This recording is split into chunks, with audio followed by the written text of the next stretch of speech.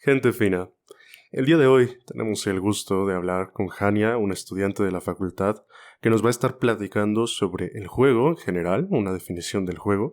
Bueno, si es que tal cosa es posible, porque ya veremos que tiene una definición muy amplia. Y además de esto, nos va a venir a platicar sobre un juego en particular llamado el juego de las posibilidades. En fin, antes de pasar a las preguntas, a la ronda de preguntas, como siempre, vamos a lanzar la más importante. ¿Cómo te encuentras? Muy bien, aquí muy emocionada de participar ahora en esta segunda temporada, proponiendo varios temas y pues platicando con ustedes. Espero les sea de su interés. Vale, retomando un poquito lo que habíamos dicho en el inicio sobre esta cuestión de definir juego y tal, ¿por qué es importante el juego? ¿Por qué es algo que nos tendría que importar?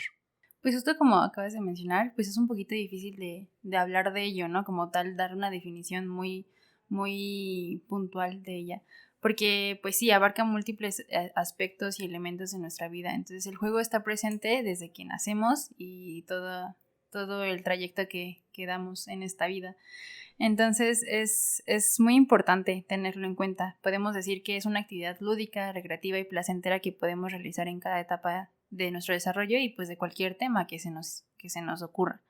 Entonces, pues sí, un poquito hablar de definiciones está complicado, pero también se refieren a él como una acción repentina y placentera. Probablemente puede ser un poquito repetitivo porque ocupan muchas palabras iguales o pues sí, como que sí se toma muy en cuenta ello, pero hay otros que agregan otros aspectos. Entonces también es en donde los niños exploran y realizan un despliegue para conocer el entorno y pues también representar un mundo interior, ¿no? Y exterior que de acuerdo a sus necesidades e intereses, pues lo vamos a ver reflejado. También nos lleva a darnos cuenta que día con día este concepto del juego pues lo transportan a otros contextos de nuestra cotidianidad. Entonces es importante también hablarlo de un contexto educativo. Aunque es difícil que las dinámicas en las aulas o en las casas lo visualicen como un factor de aprendizaje, muchas veces pues sí, todavía se ve como una actividad meramente recreativa o sin significado. Sin embargo, tiene un valor de construcción de conocimientos muy importante. Entonces, sí. Vale, retomando un poquito algunas cosas de las que nos decías, podríamos decir entonces que el juego está presente en todas las etapas, ¿no? No solo es para niños, no solo es para adultos, puede estar como en todas las etapas de la vida, ¿no? Sí, justo tanto en las etapas de la vida como en los contextos, no nada más en una parte recreativa, no nada más en el parque, también en una sala de juegos, por ejemplo, en la alberca, ¿no? También podría ser, en el contexto matemático o en el contexto de ciencias también hay juegos. Entonces sí, se puede ver en cualquier parte. Y ahora sí, vámonos a los contextos, porque como nos has dicho, a ver, se dan varias etapas, se dan varios lugares. ¿Cómo se ve, por ejemplo, el juego en un entorno educativo? Sí, en un entorno educativo, pues lo podemos ver justo, te decía, en las matemáticas, como esta parte de la solución de los problemas, en, por ejemplo, en la toma de decisiones también, y pues no nada más es esta, como el juego de, bueno, más adelante lo voy a retomar como en la parte de la competitividad y si tienes que ganar o perder a fuerzas. Entonces, sí, en un contexto educativo también toman mucho en cuenta el desarrollo de la creatividad, de la imaginación, la efectividad y la socialización. Sobre todo en la socialización, como que hay dinámicas de rompehielos, ¿no? Las conocemos y podríamos tomarlo como juegos porque tienen esta dinámica de interacción dinámica para podernos conocer. También está la parte crítica y la comunicación y pues también la sistematización. Otro recurso que toman en cuenta es la autoexpresión y el autodescubrimiento, la exploración y experimentación con sensaciones, movimientos, relaciones, donde los niños y niñas pues llegan a conocerse a sí mismos y a formar conceptos sobre el mundo. También en una parte educativa y pues sobre todo en la educación inicial lo toman como esta primer acercamiento a los materiales, ¿no? Como esta experimentación de texturas y de obstáculos, por ejemplo. Entonces, pues también está esa parte que contribuye al desarrollo físico, motriz, cognitivo y afectivo. Y también como a la moral del niño, porque entre los juegos también vemos mucho los valores y pues su desarrollo integral.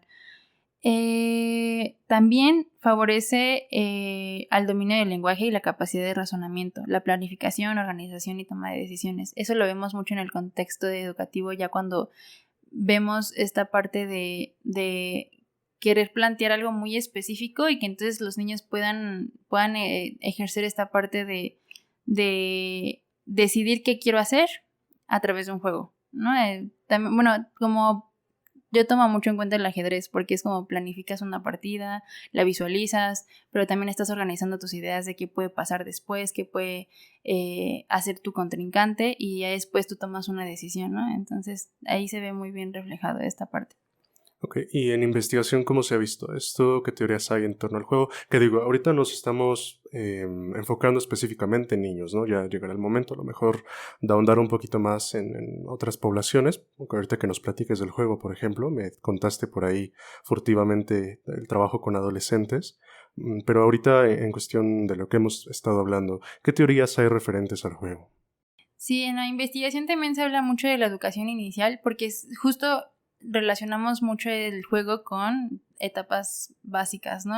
Primaria y niños de preescolar, no tanto jóvenes ni adultos. Entonces, pues las teorías referentes al juego también hablan mucho de esta necesidad de verlo en contextos educativos o las etapas de crecimiento. Entonces, por ejemplo, vemos a Herbert Spencer, en donde dice que el niño necesita desarrollar y liberarle el potencial energético mediante la actividad física. También lo visualizamos como ese aspecto de un juego es recreación motriz, ¿no? Poder llamarlo de alguna manera. Entonces, pues también lo visualizamos siempre como en un contexto de al aire libre se tiene que dar el juego. No puede ser en una mesa, no puede ser de 2 personas nada más, o no puede ser de una persona. También lo vamos a abordar más adelante, que el juego que les voy a platicar, pues también solo es un juego para una persona, porque es este autodescubrimiento. La segunda es de Lazarus, referida al descanso, ¿no? También es como, el juego es como una parte de olvidarnos de todo lo demás. Nada más, no te preocupes, relájate y recupérate de todas las actividades que tienes de tu día a día. También tenemos a Karl Gross de 1898, donde se destaca que sirve como preparación para la vida adulta. Y esto lo relacionó un montón con Kitsania. Como que vamos a jugar y vamos a hacer la de bombero, de policía o de cocinero. Entonces están preparándote para tener esta autonomía y poderte desenvolver bien en contextos diferentes. Pues justo para la vida adulta. También está Stanley Hall, donde se expresa que el juego reproduce las formas de vida de las razas humanas más primitivas, como que lo relaciona en este aspecto de jugamos a las escondidas, entonces era como esta parte de la antigüedad de protegerse o escapar. Esa relación está medio extraña, pero me llamó mucho la atención que hayan visto el juego como esta parte de unirnos a los ancestros, no sé, está curioso. Pero también están las más conocidas, ¿no? Y también por nosotros los psicólogos en la parte educativa, pues las teorías del juego que dónde queda Piaget y Vygotsky. Entonces ellos también están en esta parte de la teoría de los juegos y pues la que más me gusta es la de Vygotsky. No sé, esta parte de tener el desarrollo próximo y que está en constante crecimiento y contextualizado a tu entorno, me agrada. Pero pues también no hay que olvidarnos de la teoría de la derivación por ficción de Edward Claparède y de el juego como instrumento de afirmación del yo de Chitao.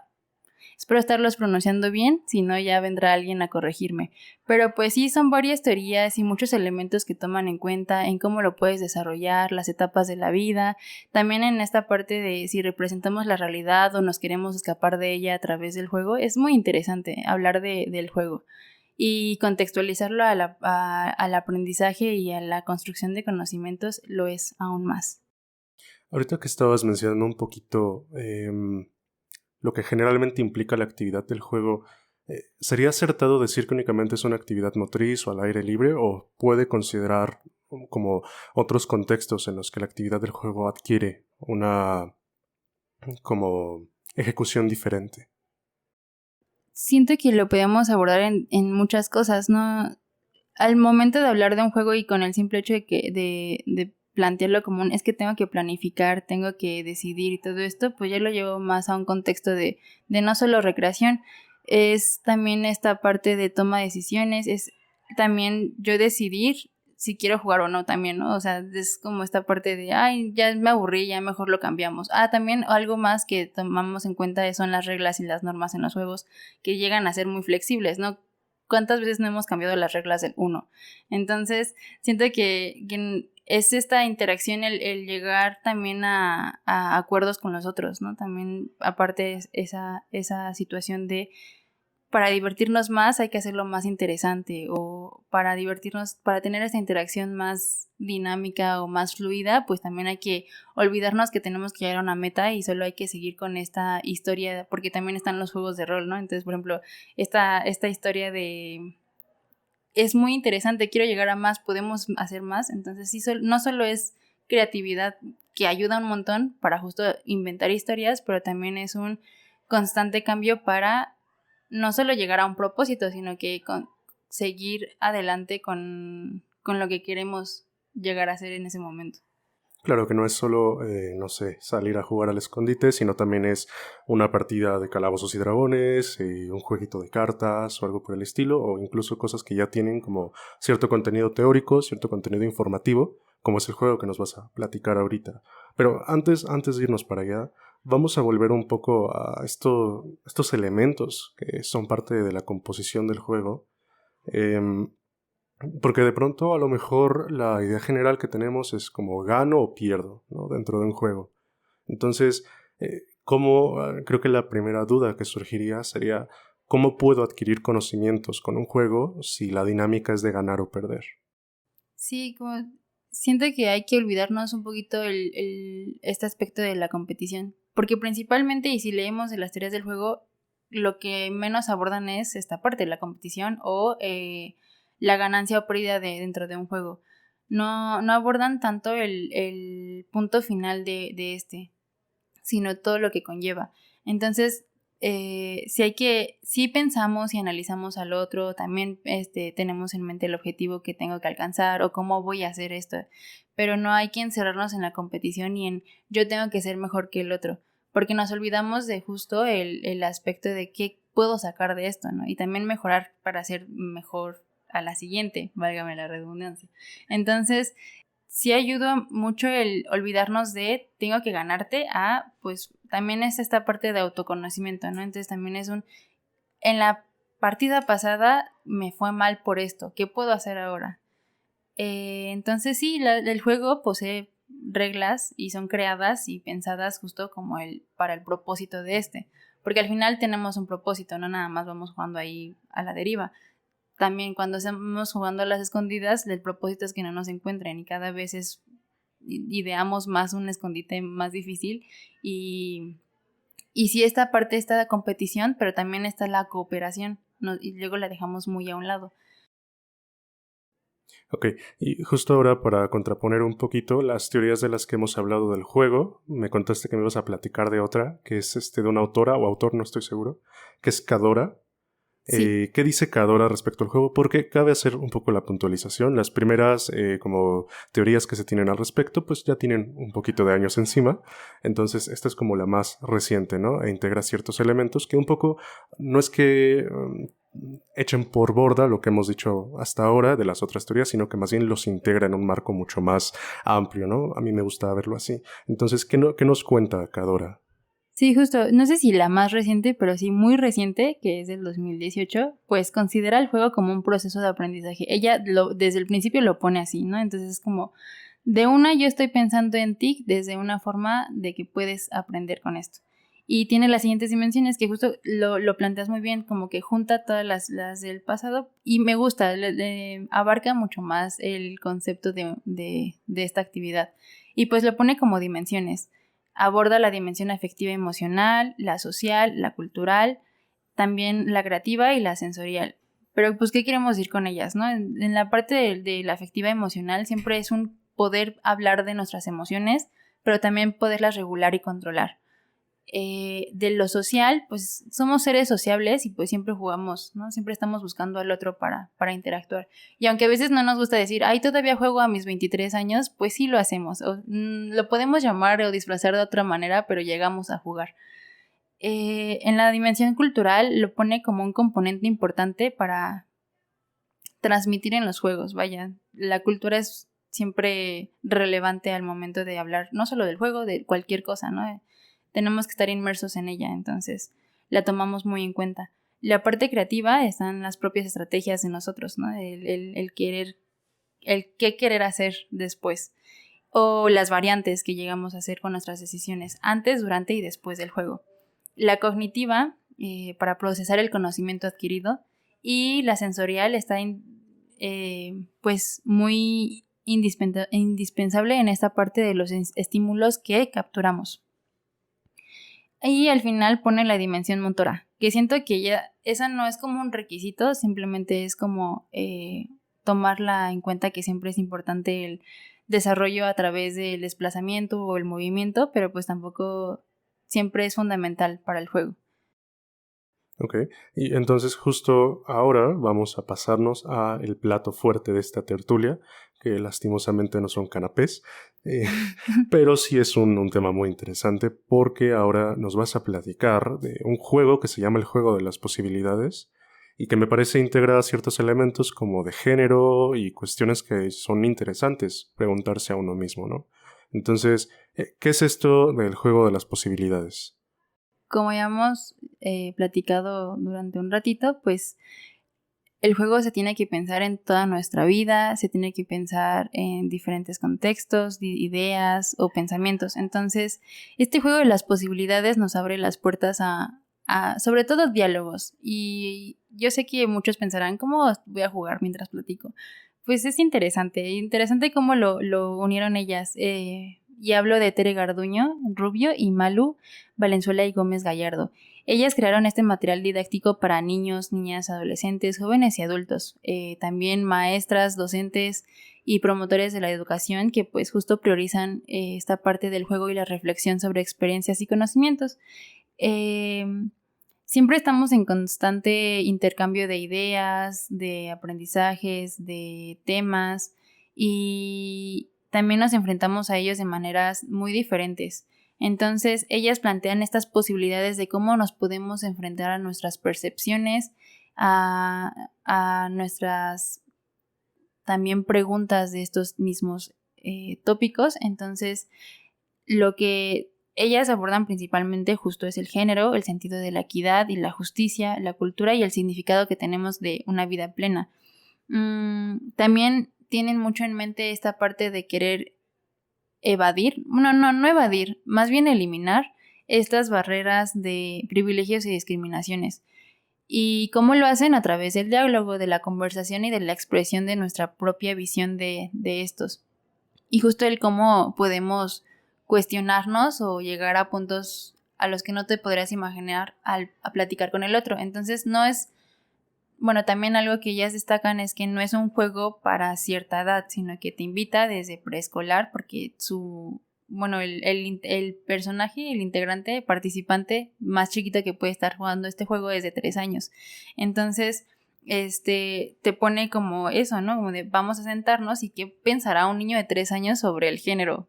¿Qué? O sea, no te lo imaginas. Entonces, es muy interesante. O cómo los padres se pueden acercar a esos temas con sus hijos. Entonces, es un círculo, es como una plenaria. No lo quisiera llamar así, pero sí es para platicar con adultos, con jóvenes y viceversa, ¿no? Y este cambio de diálogos que se puede llegar a dar en espacios y contextos muy cotidianos, como son las escuelas y tu familia.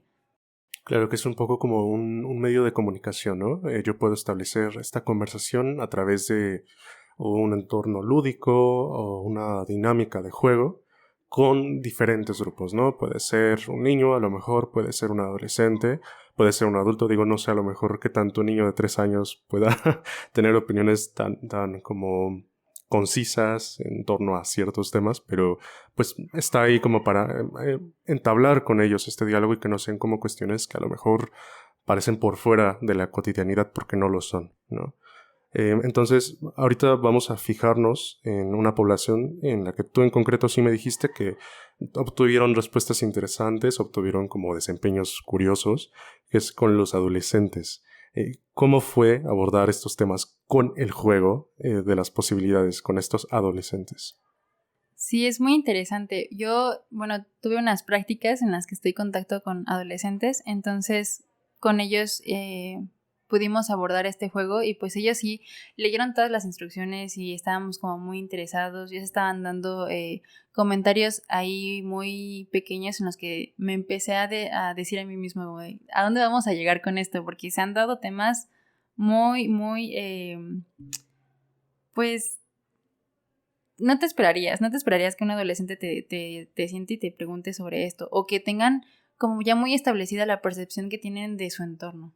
Entonces, y son muy críticos, o sea, son muy argumentativos, aunque realmente no tienen bien construida esta parte de voy a debatir contigo, pero sí sacan preguntas que te dices como, yo creí saber esto y no lo sé realmente. Pero pues sí, uno de los objetivos de este juego es poder expresarse, ¿no? Sin tener que ser juzgado o también eh, detenido, limitado, como un exprésate y vamos a llegar con este juego a ser respetuosos también. Pero pues son tus inquietudes y para eso son, pues son temas que muchas veces nos da miedo, todavía son tabús o no sabemos cómo explicarle a un adolescente porque cómo él va a entender este tipo de temas, pero lo hacen y siento que este juego facilita mucho el poder dialogar el porqué de las cosas. Entonces, eh, pues algo que nos hace notar aquí en este juego y siento que tiene mucha verdad es que a lo largo de nuestra vida, sea corta o larga, pues hemos aprendido a enfrentarnos a la vida por nuestras referencias, ¿no? Por lo que vemos en la tele, por lo que nos dicen nuestras familias, por lo que nos dicen los profesores o nuestros pares, aunque también hay que debatir esa parte porque pues si son nuestros pares, estamos, se supone, como en el mismo conocimiento de las cosas, entonces también se dan estas como especulaciones que tenemos ante algunos temas. Y pues con estos referencias de nuestra vida nos responsabilizan de distintas tareas, expectativas que tienen de nosotros o cómo nos deberíamos de comportar ante alguno o ante el entorno o en la escuela o con mi familia. Y esto tiene mucho que ver porque justo estamos hablando de temas de género. Estamos hablando de temas de género y son cosas que a veces se nos olvida porque los tenemos como tan normalizados, pero se hacen estas barreras, ¿no? Que justamente pues Malu y la otra creadora de este juego lo que intentan es eliminarlas. Entonces, lo que hacemos muchas veces es dejar ahí esas distinciones entre hombres y mujeres, pero pues no sabemos qué tanto repercuten o afectan a estos adolescentes, ¿no? En sus inquietudes, en sus preocupaciones y también en la percepción en cómo tratar a alguien, por ejemplo, ¿no? Entonces, pues platicándoles un poquito de la dinámica, son fichitas como de tipo rompecabezas y te hablan de profesiones, oficios, colores, vestimentas y justo estas tareas que puede realizar una u otra persona, ¿no? Hablando específicamente como estas distinciones que han hecho de mujer y hombre. Y justo de las pláticas que hemos tenido con los adolescentes, sí tiene que ver mucho con la discriminación, ¿no? Como te presenta una carta a una persona, un hombre, por ejemplo, abrazando a su hijo, ¿no? Y es como de, no, pues es que eso no se hace, ¿no? O sea, bueno, como que esta demostración de afecto no es tan normalizada, es como que extraño que mi papá me demuestre su afecto a través del afecto físico. Hay contextos, ¿no? O sea, es dependiendo también o las valoraciones que le dan como a estos actos. También ayuda mucho a darnos cuenta de situaciones muy específicas que ellos viven. Entonces, no sé, por ejemplo, las tarjetitas del juego pues están muy situadas al contexto mexicano, si lo queremos llamar así. Entonces sí está como, no, pues es que sí, él y yo, sí son temas fuertes, ¿no? Y que te sacan de onda. Entonces, sí ve la tarjeta y dice como, sí, es que él tiene que trabajar de esto porque es moreno, por ejemplo, ¿no? Y es como, esos temas te sacan a relucir, pues, situaciones de bullying dentro de la escuela. ¿Por qué dices eso? No, pues porque me lo dicen a mí porque yo soy moreno. Entonces es como, pues no, realmente es este dialogar contigo y cambiar, resignificar situaciones que dices, no necesariamente tu color de piel tiene que ver con esta situación en la que te desarrollas o trabajas o haces en tu casa, ¿no? También ayuda mucho esta parte de la vestimenta, Y fue un choque generacional que llegamos mi compañera y yo en ese momento al poder jugar, porque sí fue como, ¿y tú con qué jugabas, no? O sea, como que quisimos llegar muy, ay, tú podrías jugar con muñecas, ¿a poco no? Y ella es como, pues sí, yo juego con lo que quiera y yo veo lo que quiera, y es como de, yo crecí con las películas de Barbie y a mí me gustaba mucho esto, entonces como que ese choque generacional lo vimos porque nosotros crecimos queriendo cambiar eso, ¿no? Bueno, yo lo veo como esta parte de, no, no quiero que me... Por ejemplo, yo siempre tuve problema con el color rosa, ¿no? No quiero que me relacionen con el color rosa. Soy niña, me gusta el rosa, pero no significa que es porque tengo que tener el color rosa pegado a mí. Entonces sí fue como esta parte de que ellos ya lo tienen muy normalizado, como un, pues sí, si yo me quiero pintar las uñas, me voy a pintar las uñas porque puedo, porque quiero. Entonces sí, nos gustó ese choque generacional, o sea, como que nos sentimos tan orgullosas de que ellos puedan decir como, ay, sí, si quiero usar vestido lo voy a usar. Y si mi compañero se quiere ir con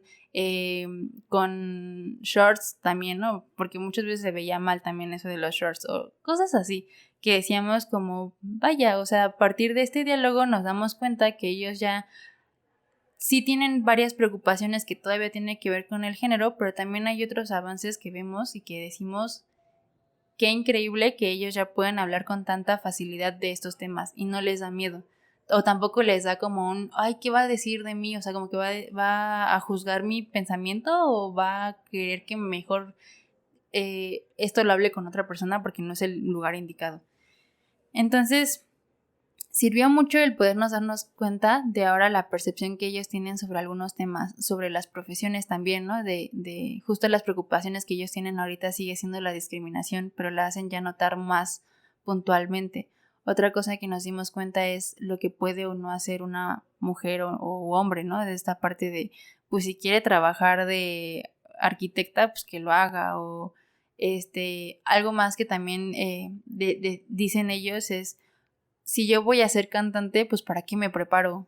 ¿No? Entonces ellos no tendrían que ser, o sea, como que no tienen estudios, porque es algo que le han hecho notar, ¿no? Como que los cantantes tienen la preparatoria trunca o algo así.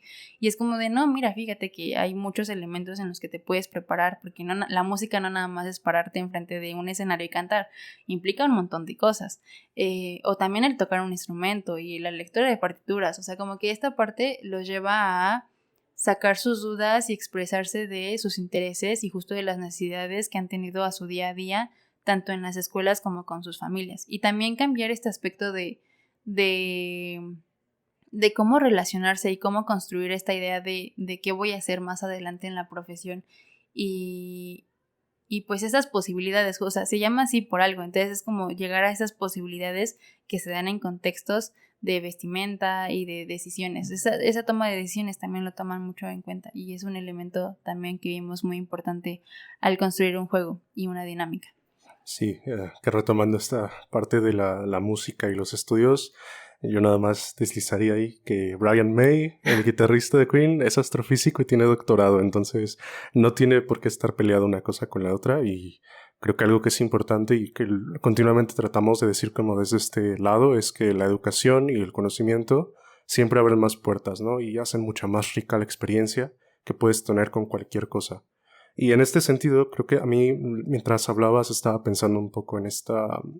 No recuerdo ahorita el autor o la autora que lo propuso, pero hablaba de esta cuestión de la vida educativa, ¿no? Y que no era una cuestión que se quedara únicamente en la escuela, sino que aprendemos en otros contextos, en otros lugares.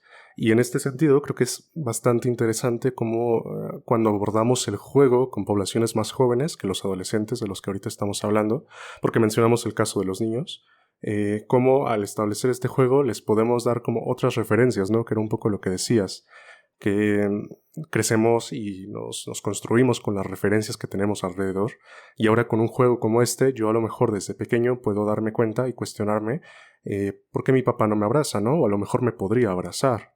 Entonces creo que es una herramienta bastante poderosa y bastante interesante, que justo nos lleva a la siguiente pregunta, que es ¿cómo se juega el juego? Cuéntanos un poquito, porque tenemos ahí planeado una sorpresilla, pero ya verán más adelante. Entonces, ¿cómo se juega el juego? Sí, el juego tiene muchas formas, el juego es de las posibilidades, entonces tiene múltiples posibilidades de jugarlo, de cómo abordarlo. Malu, perdón, nos plantea 6 formas de juego. Entonces son un montón y nos dice también como tienen diferentes objetivos o la población. Justo, o sea, como que ya sí nos plantean con un pequeñito de 3 años cómo podríamos jugarlo. Entonces es súper interesante.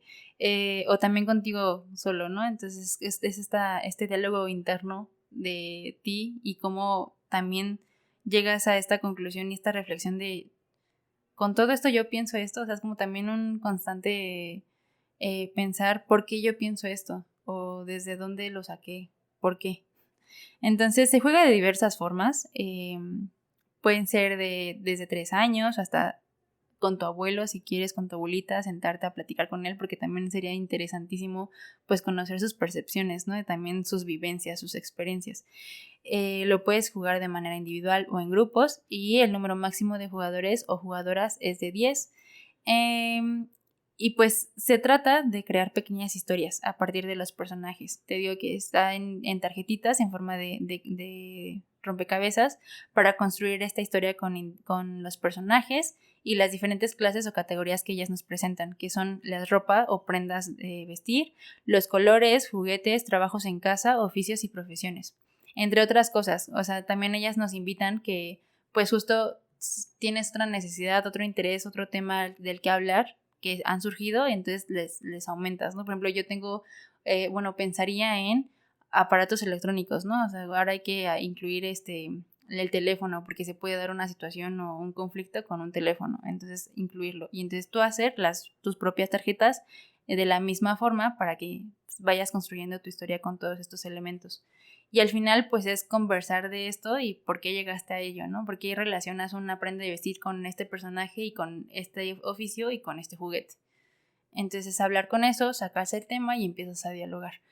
También hay que revisar las diferentes formas de juego, que ya lo verán, pero pues básicamente es formar historias para platicar y reflexionar. Me parece una cosa chulísima, no sé, una como herramienta cultural para examinar nuestra cultura desde todas las edades, y creo que ese es como la parte importante del juego, ¿no? Independientemente de a lo mejor tu edad, siempre puedes como detenerte y tener un momento de enseñanza respecto a tu cultura. Me parece bellísimo, entonces espero que la sorpresa que les tenemos planeada se pueda concisar en los siguientes días. No sé si quieras añadir algo más. Yo, por mi parte, quisiera agradecer que vinieras, que nos platicaras de esto y sobre todo que también estas chicas estas creadoras del juego realizaran un como instrumento tan interesante, ¿no? Porque justo tiene muchas posibilidades, me parece un nombre muy adecuado y bastante bonito. Entonces, algo más que nos quisieras agregar. Pues a mí me gusta un montón, me gusta este hecho de que ellas nos dan tantas maneras de abordarlo y que yo pueda sentarme con quien quiera, ¿no? Porque lo puedo hacer con mi hermano, lo puedo hacer con los chicos con los que trabajo, pero también lo puedo pasar con mi primo, ¿no? Que también está en una etapa de justo este cambio de primaria a secundaria y es como quiero, o sea, como que sí me entró mucho estas ganas de quiero saber cómo piensan los demás, porque estoy tan enfocada de cómo piensan mis pares y cuestionándome desde mis pares, pero no me cuestiono desde lo que ahora pueden decirme las nuevas generaciones. O también el justo conocer la otra parte, ¿no? De yo estoy parada aquí el día de hoy, pero ¿qué pasó con mis abuelos, ¿no? Con los adultos que me rodean. Entonces, sí, aparte siento que es una dinámica familiar que también se puede dar muy bonita, ¿no? Un domingo sentarnos y hay que platicar porque luego también ya estamos muy desapegados de esas dinámicas y pues justo separarnos un poquito de lo digital y abordarlo desde acá también está muy interesante. Aunque también siento que lo podríamos llevar a más cosas, ¿no? De ellas nos dicen de estas posibilidades y pues también lo podemos llevar a contextos de otras culturas. ¿Qué piensan las otras culturas? ¿Qué tantos nos diferenciamos de otras culturas? Entonces, porque el género pues es algo que nos compete a todo el mundo, pero pues están las culturas, que es lo que nos diferencian. Entonces, está muy interesante, me gustó mucho el recurso y aparte algo más también un plus ahí que ellas nos dan es como no solo puedes dialogar si ya te cansaste o ya el debate llegó a su fin, las fichas las volteas, o sea como que eso también espero que lo logremos a enseñarles, entonces las fichas las volteas y como tienen esta forma de rompecabezas, armas un rompecabezas. y es una figura que pues tienes que descubrir. Entonces es esta versatilidad de recurso es increíble, me gusta mucho. Estoy muy agradecida con ellas de que lo hayan creado. Buenísimo, me voy a intentar conseguirlo en estos días porque ya la curiosidad me pica tremendamente. Pues muchas gracias, gente fina, por acompañarnos a esta tertulia. No hubo canapés, pero hubo temas interesantes. Muchísimas gracias y nos seguimos viendo o escuchando.